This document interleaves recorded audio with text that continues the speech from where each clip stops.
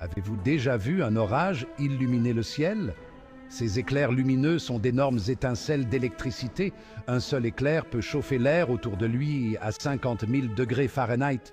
C'est 5 fois plus chaud que la surface du Soleil. Nous, les humains, avons trouvé comment exploiter l'électricité et la faire fonctionner pour nous. Plongeons dans le monde de l'électricité et découvrons comment créer nos propres circuits électriques. Parlons des circuits électriques. Les circuits électriques sont fascinants et essentiels dans notre vie quotidienne. Un circuit électrique est comme un chemin que l'électricité emprunte. Imaginez-le comme une autoroute pour les électrons. Chaque circuit électrique a besoin d'une source d'énergie, de fils conducteurs et de quelque chose à alimenter, comme une ampoule. La source d'énergie peut être une pile, une batterie ou une prise électrique. L'électricité ne circule que lorsque le circuit est fermé. Cela signifie que tous les composants doivent être connectés sans interruption. S'il y a une interruption, l'électricité ne peut pas faire tout le tour. Par exemple, si un fil est déconnecté, le courant ne peut pas passer. Lorsque vous actionnez un interrupteur, vous fermez un circuit. Cela permet à l'électricité de circuler librement. L'électricité circule de la source d'alimentation à travers les fils jusqu'à l'ampoule et vice-versa.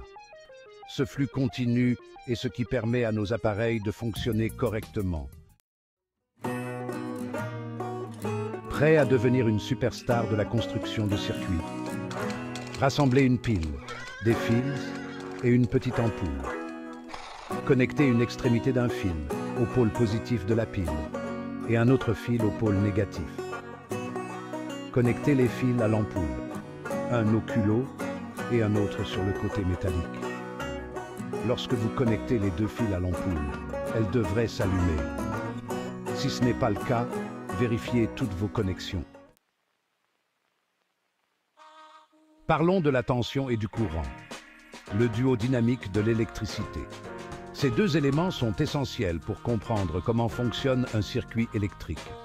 La tension est comme une pression électrique qui pousse l'électricité à travers les fils. On mesure la tension en volts et c'est un indicateur de la force avec laquelle l'électricité est poussée. Par exemple, une pile AA a une tension d'environ 1,5 volt, ce qui est suffisant pour alimenter de petits appareils. Le courant, quant à lui, est le flux d'électricité qui traverse notre circuit, mesuré en ampères. C'est comme le débit d'eau dans une rivière. La relation entre la tension et le courant est appelée la loi d'Ohm, une loi fondamentale en électricité. Selon cette loi, le courant est égal à la tension divisée par la résistance. Cela signifie que si vous augmentez la tension, le courant augmente également, à condition que la résistance reste constante.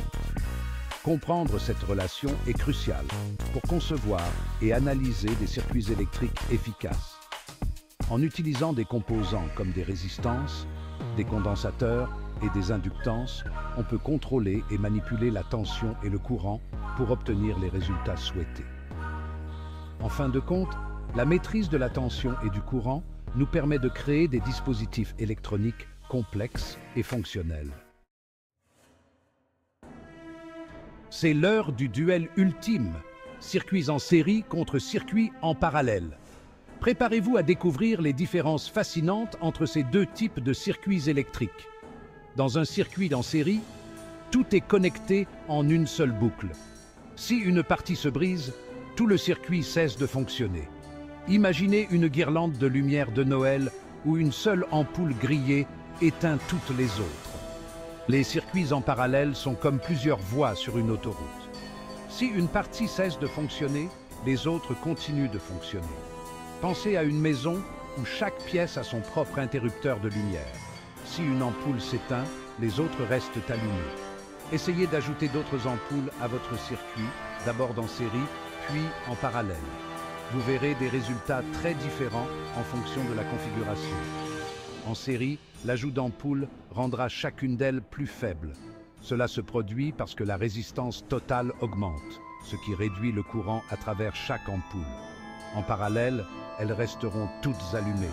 Chaque ampoule reçoit la même tension, donc elles brillent toutes de manière égale, indépendamment du nombre d'ampoules ajoutées. C'est une démonstration parfaite de la robustesse et de l'efficacité des circuits en parallèle.